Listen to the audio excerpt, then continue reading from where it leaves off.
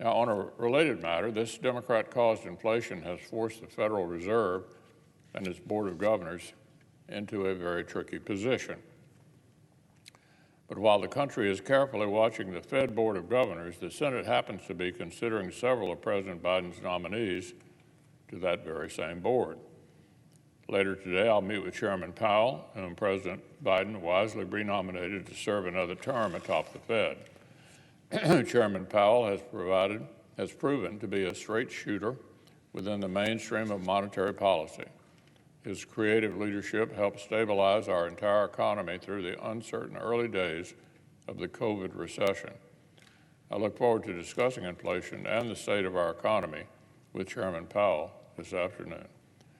Unfortunately, several of President Biden's other Fed nominees appear to have been significantly less wise selections.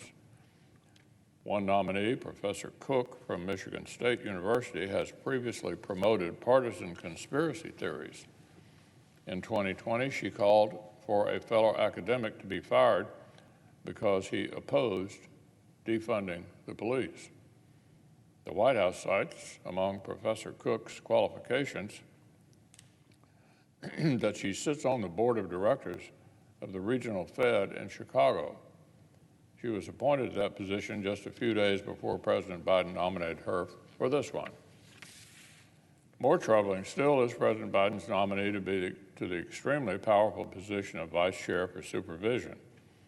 This slot comes with major unilateral power. But the President's nominee, Sarah Bloom Raskin, has spent recent years pressuring the Fed to stop being a neutral regulator and instead become an ideological left-wing activist body. Ms. Raskin has argued openly that unelected Fed governors should use their powers to declare ideological war on fossil fuels and affordable American energy. Ms. Raskin wants our banking system to start picking winners and losers in ways that would stick American families with higher gas prices, higher electricity bills, and more dependence on China.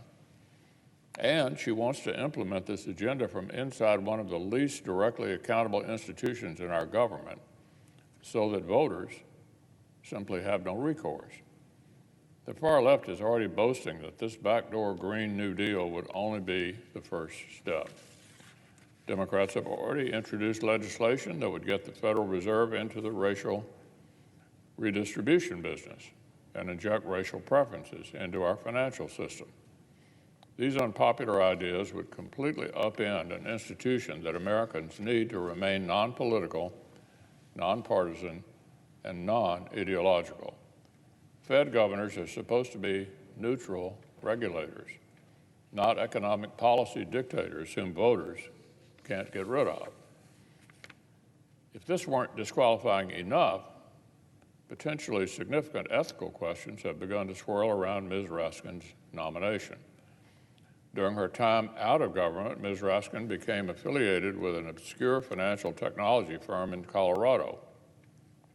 Shortly thereafter, somehow, mysteriously, this small company became what appears to be the only non-bank financial tech company in the entire country to receive a special master account that allowed them to directly access a core Federal Reserve system.